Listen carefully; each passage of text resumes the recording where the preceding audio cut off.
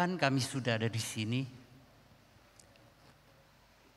dan kami rindu untuk Tuhan sapa melalui firman-Mu sehingga kami boleh disegarkan di dalam kehausan kami, di dalam ketidakmenentuan hidup ini.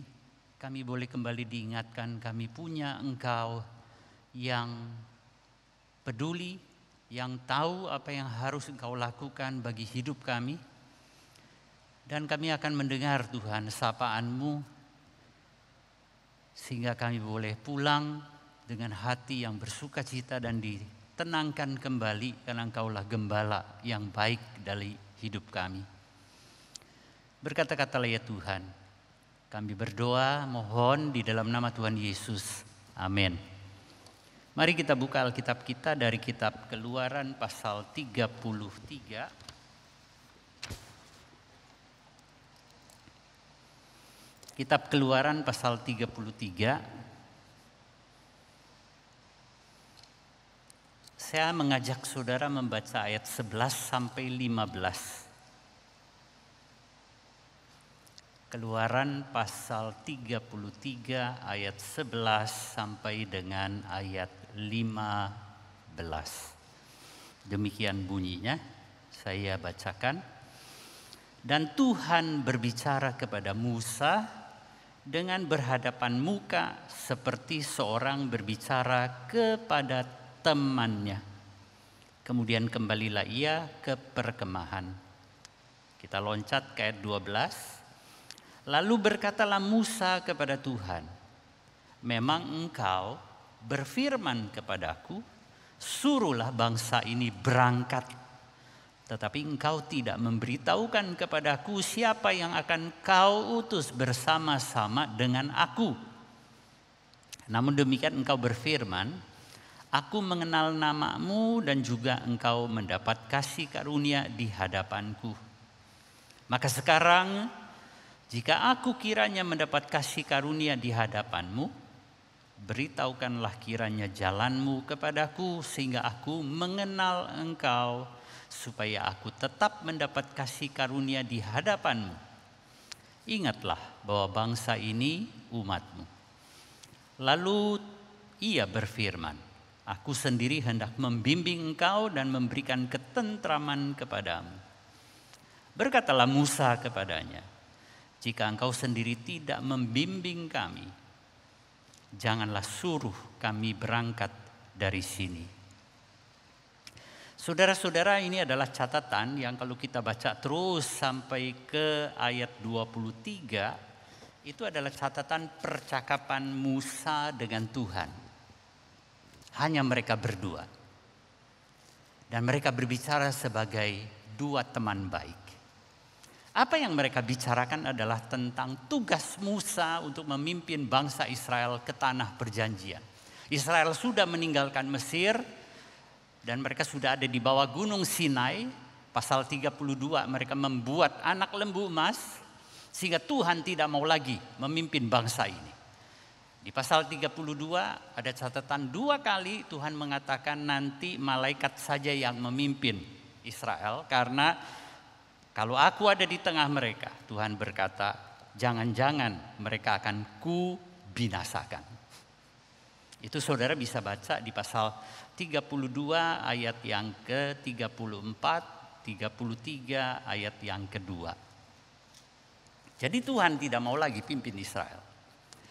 Nah, tetapi pada waktu yang sama Tuhan itu setia. Dia sudah menjanjikan Israel akan dipimpin sampai tanah perjanjian. Sekarang tinggal Musa. Dan Tuhan menyuruh Musa untuk meneruskan pimpinannya. Nah pada waktu itu saudara lihat Musa minta 2 hal dari Tuhan. Itu yang tadi kita baca kan. Yang pertama Musa bertanya begini, siapa yang akan kau utus bersama-sama dengan aku? Di depan memang Tuhan udah bilang nanti malaikat yang akan berjalan di depan. Musa bertanya siapa itu? Siapa yang kamu akan utus untuk mendampingi saya? Itu yang pertama, jadi Musa minta yang jelas pendampingan.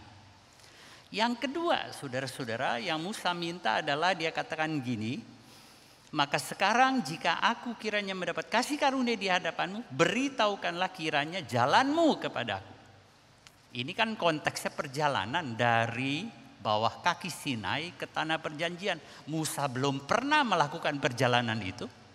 Maka selain dia minta pendamping, dia minta apa? Tunjukin jalanmu Tuhan. Konteksnya itu perjalanan, maka pastilah yang dimaksud di situ petanya mana Tuhan. Aku asing terhadap perjalanan ini. Saya perlu tahu jalan yang saya mesti tempuh. Jalan yang saya mesti ambil. Direksi yang saya mesti ketahui. Jadi ini dua, saudara-saudara. Pendamping dan peta, petunjuk jalan. Tetapi kita melihat kemudian di ayat 14. Tuhan menjawab lebih daripada apa yang Musa minta. Ayat 14 Tuhan menjawab juga dengan memberi dua hal kepada Musa. Yang pertama dia berkata, aku sendiri hendak membimbing engkau. Yang kedua, aku akan memberikan ketentraman kepadamu. Terjemahan yang sangat buruk sebetulnya yang LAI kerjakan. Karena di sini sebetulnya bukan membimbing. Tapi Tuhan mengatakan, my presence will go with you. Kehadiranku akan bersamamu. Jadi Tuhan bukan memberi peta, bukan memberi pendamping, tetapi memberi dirinya sendiri untuk mendampingi berjalan bersama Musa. Dan yang kedua dia menjanjikan ketentraman. Saudara-saudara jelas berbeda bukan? Berjalan dengan membawa peta dibandingkan dengan berjalan bersama Tuhan. Dipimpin Tuhan, didampingi Tuhan sendiri. Kalau kita membawa peta saudara-saudara, memang kita jadi tahu jalan kiri, jalan kanan, direksi yang kita mesti ambil, kita tahu. Tetapi ketika kita menjumpai hambatan, kita mesti dengan kemampuan kita sendiri, dengan keterampilan kita sendiri, kita mesti pikirkan bagaimana mengatasi halangan itu. Kalau tidak bisa, walaupun saudara tahu jalannya, saudara tidak akan berhasil dalam perjalanan itu sampai ke tujuan. Berbeda kalau Tuhan yang mendampingi kita, berjalan bersama kita, apapun yang menghalangi tidak mungkin bisa menggagalkan Tuhan membawa kita sampai ke tujuan dengan selamat. Tidak ada kesulitan buat Tuhan yang tidak bisa diatasi. Maka saudara-saudara, otomatis dong kalau Tuhan yang mendampingi maka saya akan tentram. Karena apa? Karena dijamin saya akan berhasil menuju tujuan dengan selamat. Nah disinilah muncul persoalan buat kita. Dan itu yang menjadi pokok pikiran kita dalam khotbah pagi hari ini adalah kalau saudara diminta memilih masuk tahun 2022 melakukan perjalanan di tahun yang belum pernah kita lewati ini. Dan Tuhan menawarkan kepada kita, saya akan memberi peta sehingga kamu tahu sekali apa yang kamu harus lakukan. Direksinya, arah perjalananmu semua akan dengan jelas Tuhan berikan berupa sebuah peta. Dengan yang kedua Tuhan katakan nggak ada petanya tapi aku berjalan di samping. Saudara pilih mana? Dikasih peta atau didampingi sendiri oleh Tuhan? My presence will go with you. Kehadiranku akan berjalan bersamamu. Atau nih, saya cuma kasih petunjuk jalannya aja. Satu atau dua yang kita pilih.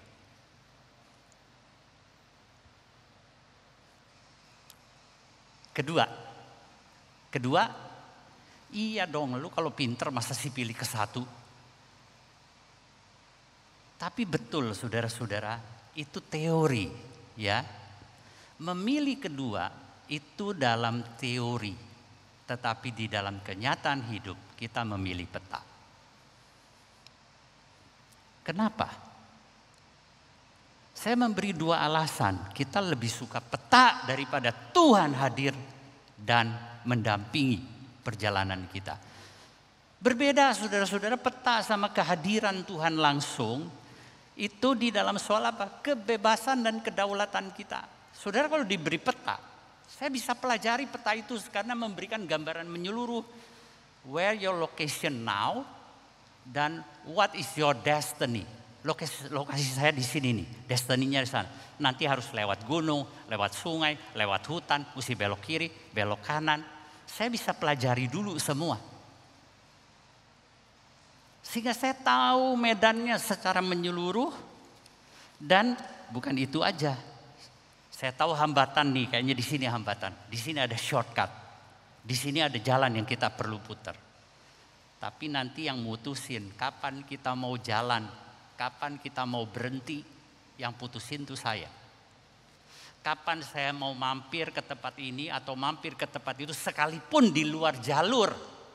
Kalau kita mau mampir, sayang nih kalau nggak dimampirin, lain kali nggak lewat sini lagi loh. Kita yang mutusin. Termasuk saudara mau ikuti atau tidak ikuti itu peta, kita yang mutusin. Dengan kata lain, kalau bawa peta lu boleh suka-suka lu. Kita yang jadi tuan atas perjalanan kita. Tapi kalau Tuhan, saudara-saudara, kita nggak tahu banyak perjalanan itu, yang tahu siapa Dia. Saya cuma bergantung. Kalau Dia suruh jalan-jalan, suruh belok-belok. Dia yang jadi tuan atas perjalanan dan saya diminta nurut, taat. Dan itu berarti kita nggak bisa suka-suka kita. Gambaran yang lebih konkret kira-kira begini. Kalau Tuhan hari ini nawarin kepada kita memberi uang 10 juta rupiah. 100 juta juga boleh sih. Karena ini cuma perumpamaan. Jadi angkanya mau segede apa juga silahkan. Terus Tuhan kasih pilihan begini. Gua kasih lu cepet ya, lu pegang sendiri duitnya. Dengan yang kedua, saya memberimu 100 juta. Tapi uangnya saya yang pegang kata Tuhan. Nanti kalau lu butuh, lu bilang sama gue. Lu butuh berapa dan untuk apa uangnya kata Tuhan. Nanti saya yang tentuin kasih apa enggak kasih. Tapi ini uangmu 100 juta. Saudara lebih suka pilih yang keberapa? 1 apa kedua?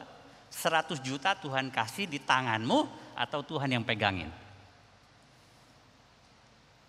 1 apa 2? Pegang sendiri apa Tuhan pegangin? 1 apa 2 Bu? Tuhan yang pegangin? Anak baik.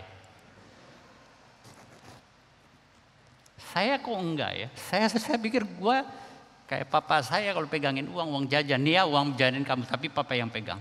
Ya mendingan gak usah kasih Pak. Saya mau pegang sendiri, kenapa? Kalau saya yang pegang, jadi suka-suka saya. Betul-betul saya bisa mempergunakan itu uang suka-suka saya. Walaupun saya tahu saudara-saudara kalau Tuhan yang pegang itu aman. Gak bisa dipakai sembarangan. Itu yang kita gak suka justru jadi gak bisa dipakai sembarangan. Itu alasan kita yang pertama. Kita akan pilih peta karena apa? Jadi tetap bisa suka-sukanya gua.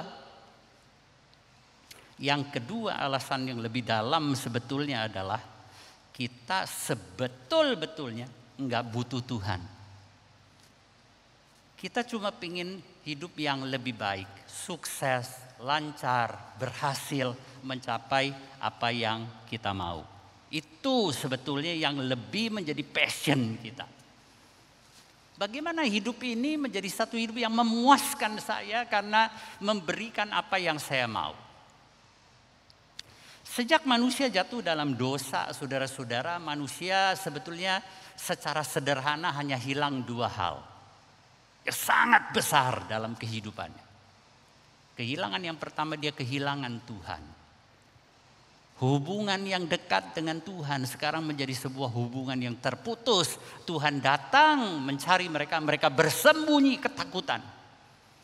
Tuhan tidak lagi menjadi Tuhan seperti dulu. Saya dengan Tuhan tidak lagi punya hubungan seperti dulu. Mereka kehilangan Tuhan. Yang kedua, Tuhan usir mereka dari Taman Eden. Kehilangan yang kedua adalah kehidupan Edenis. Sebuah kehidupan yang dimana kita lihat di situ punya hidup di taman yang indah. Enggak ada sakit penyakit. Hubungan yang harmonis Adam dan Hawa. Ekonomi yang terjamin. Semua bagus. Itu Taman Eden. Sejak itu saudara, dari dua kehilangan ini, kehilangan Tuhan dan kehilangan Taman Eden, yang manusia pengen sekali balik dapat, itu yang ke-1 atau kedua?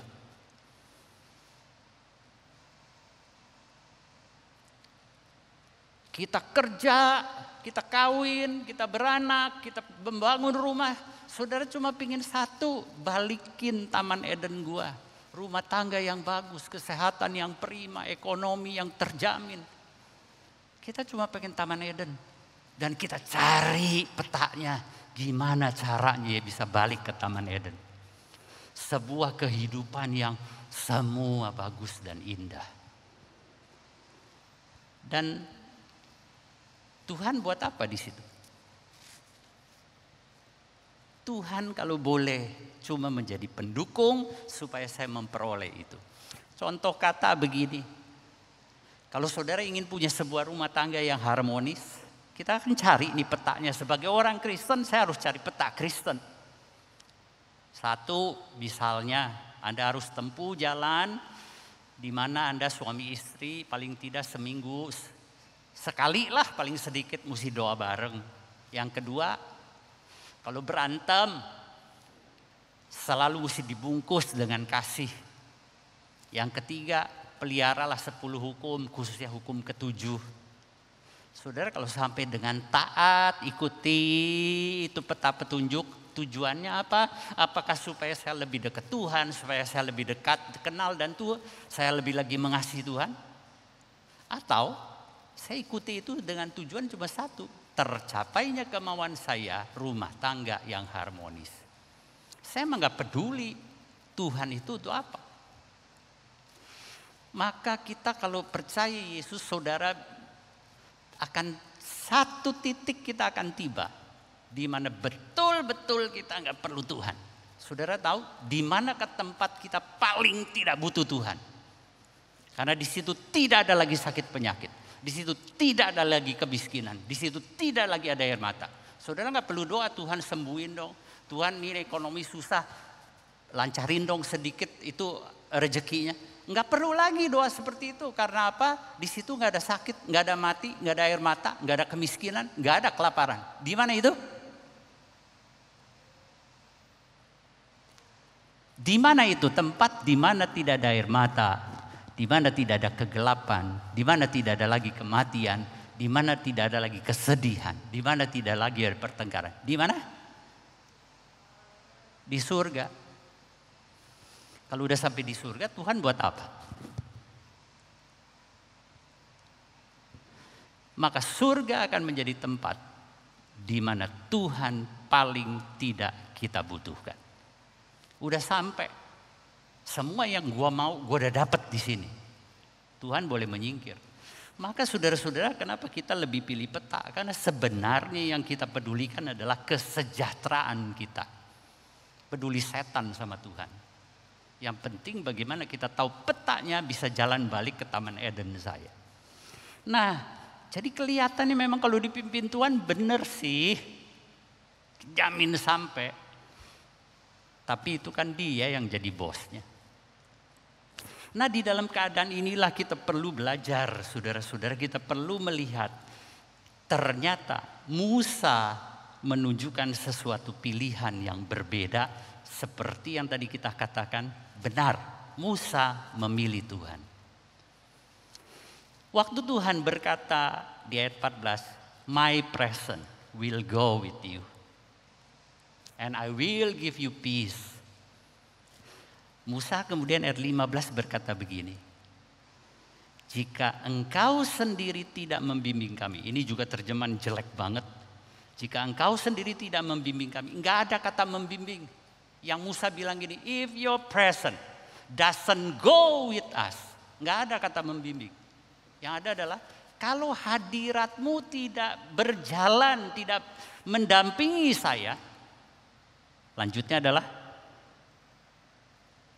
janganlah suruh kami berangkat dari sini. Sebetulnya bukan.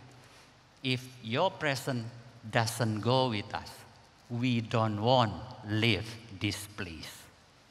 kalau Tuhan gak dampingi kami, Tuhan gak hadir bersama kami, saya gak mau perjalanan ini.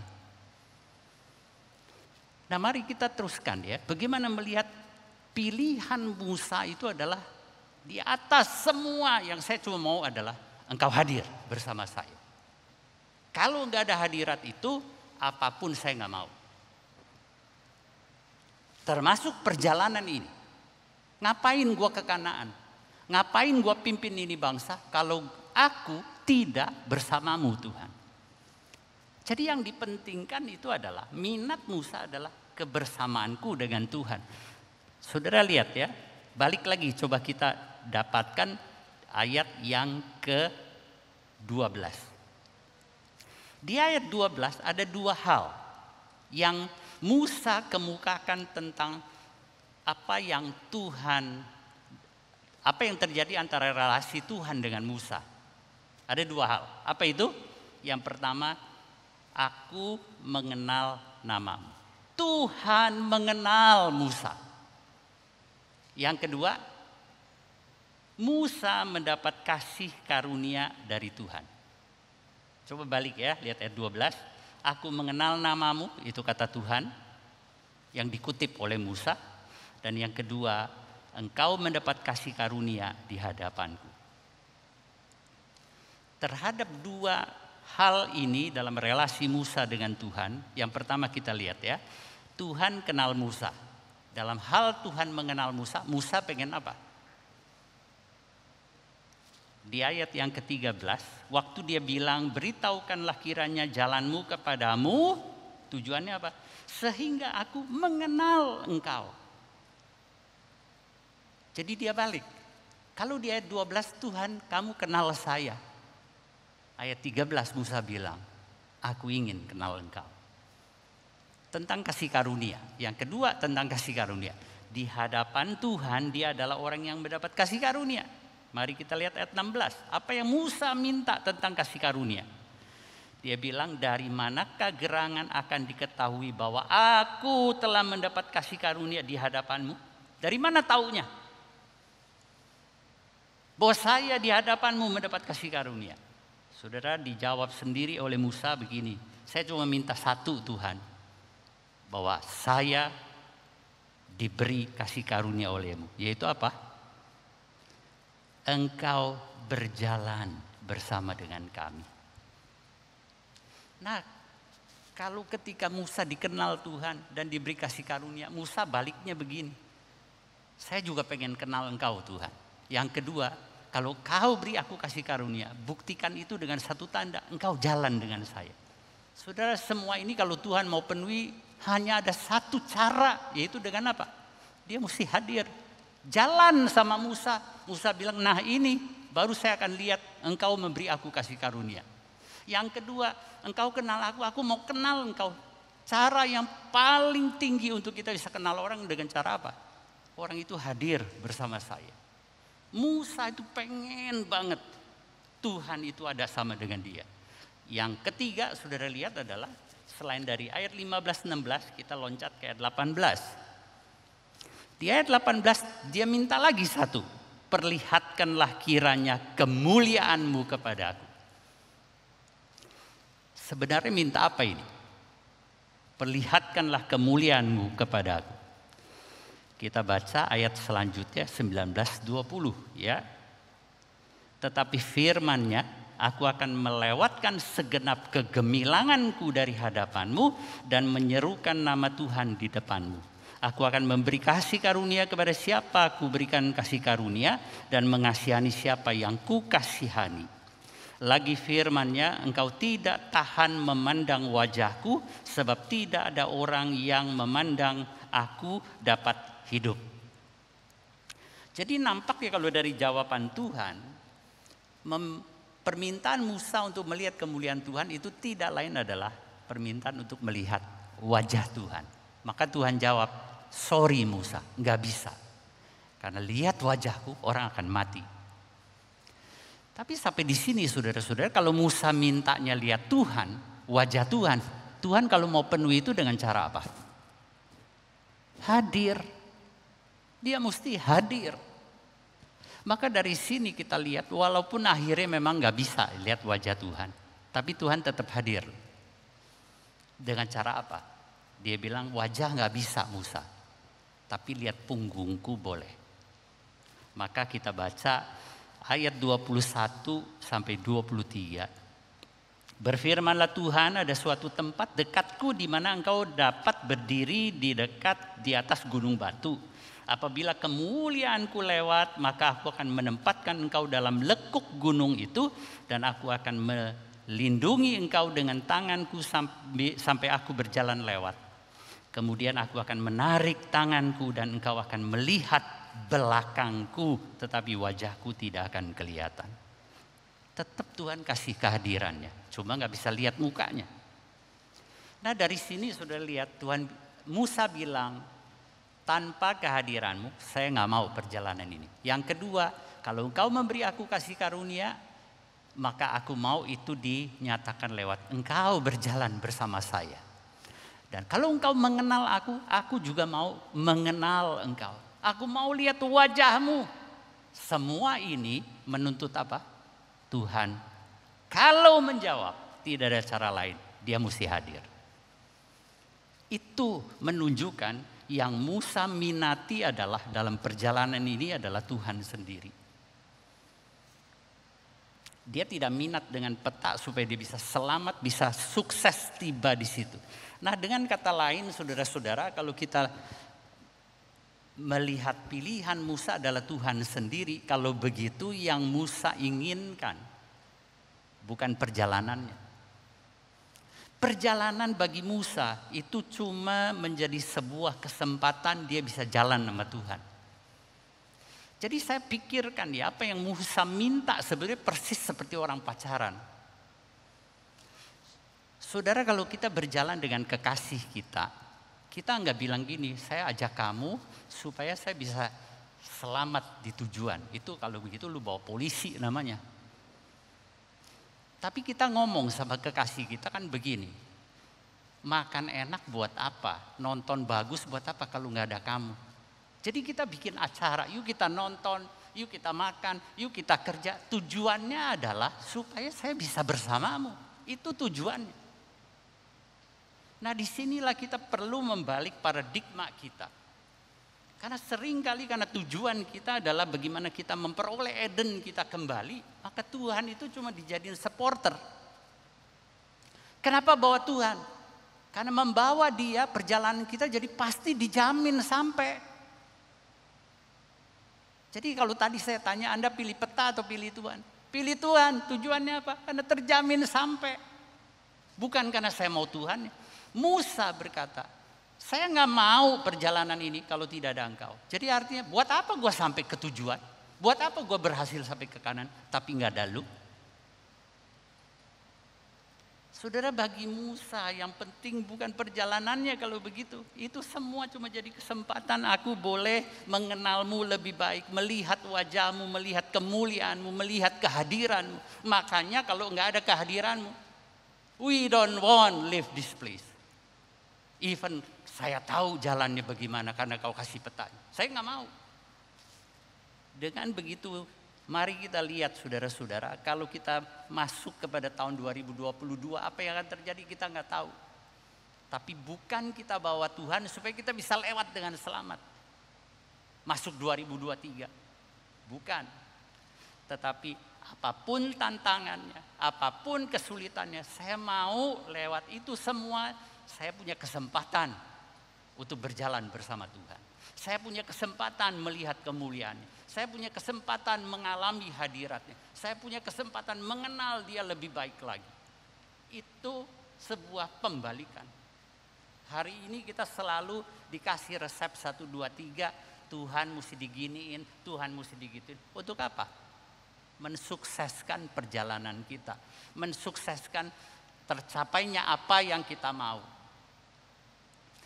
Itu akan membawa kita, saudara-saudara, ketika berakhir di surga, Tuhan tidak lagi kita butuhkan. Saya mau menutup khotbah saya dengan sebuah cerita.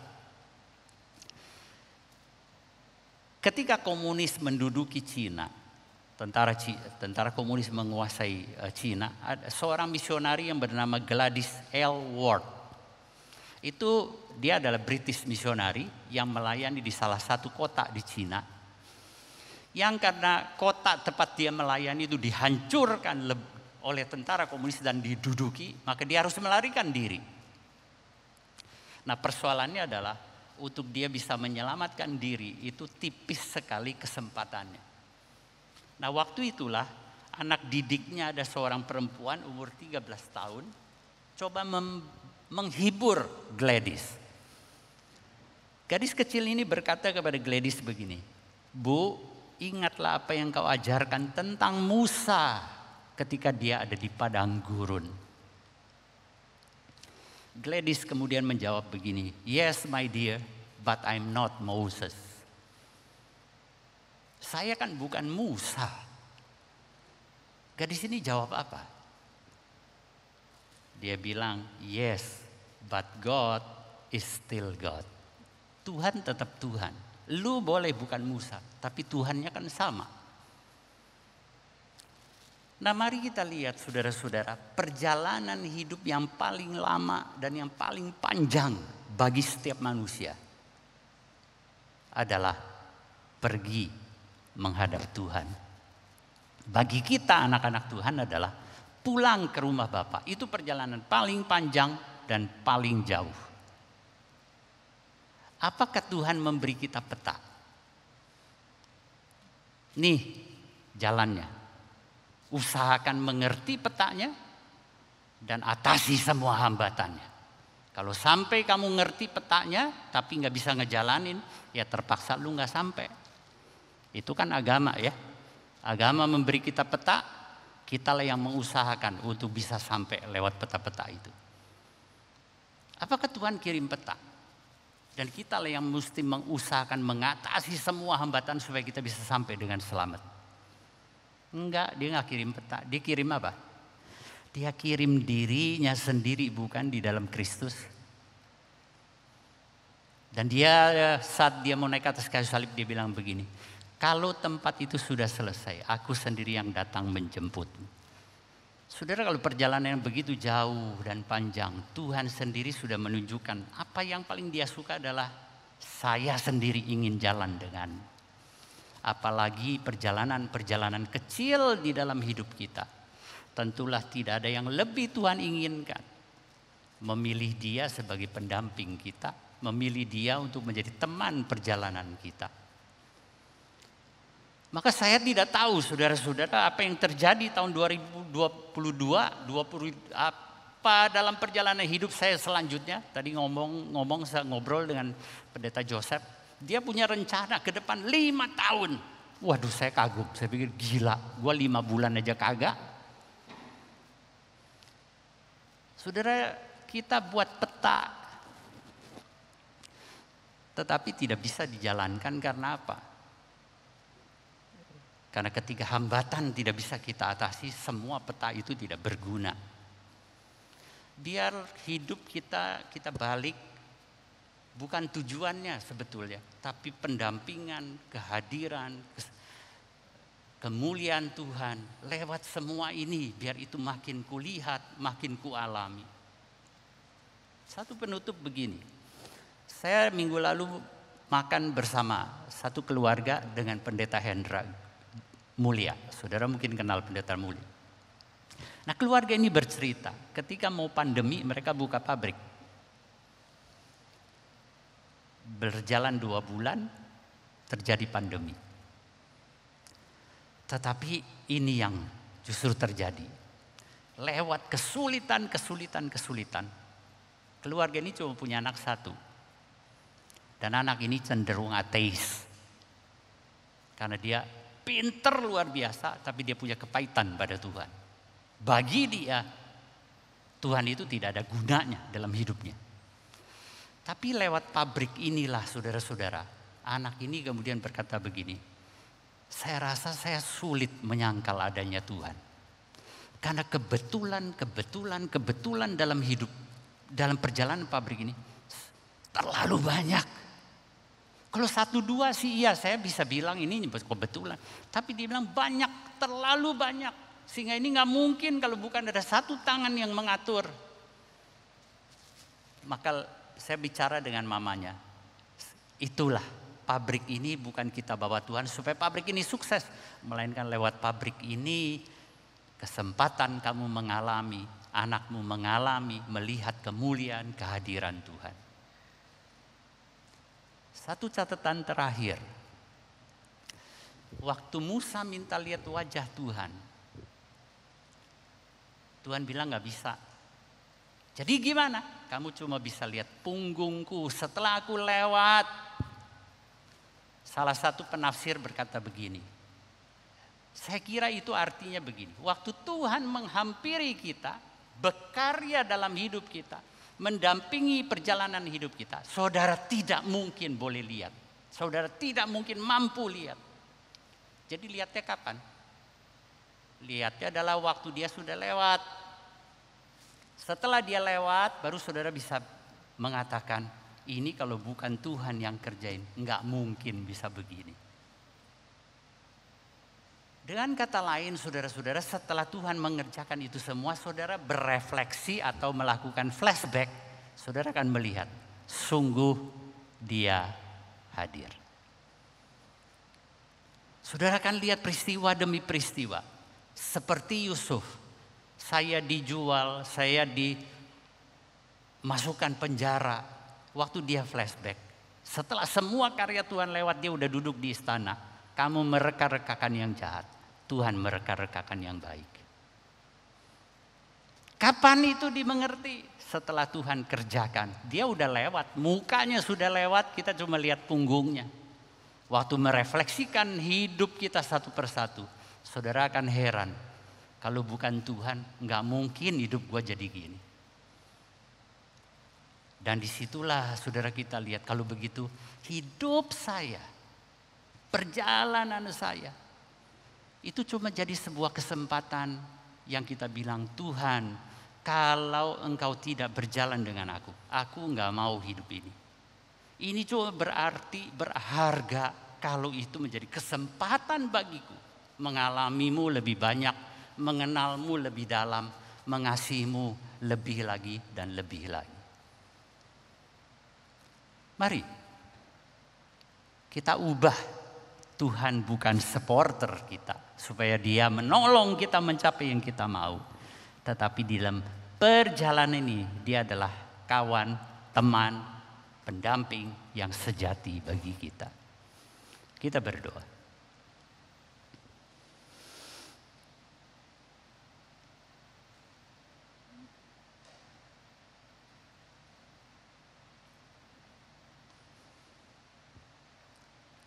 Bapa di surga, kami mohon Roh-Mu lah yang menolong sebuah pembalikan di dalam hidup kami. Agar apa yang Musa katakan, kalau hadirat-Mu tidak bersamaku, aku tidak menginginkan perjalanan ini. If your presence doesn't go with me, I don't want to live this place. Saya tidak menginginkan perjalanan ini, saya tidak menginginkan kesuksesan ini, saya tidak menginginkan bahkan tiba di Kanaan kalau tidak bersamamu. Biar hidup kami menjadi sebuah wadah kesempatan berjalan dengan Tuhan, mengalami Tuhan. Dan itulah harta benda kami yang tertinggi, terindah dan kekal. Mari Tuhan, hadirlah dan terus kami boleh berjalan mengalami kasih karunia itu dengan melihat Engkau berjalan bersama kami. Kami mohon di dalam nama Tuhan kami Yesus Kristus. Amin.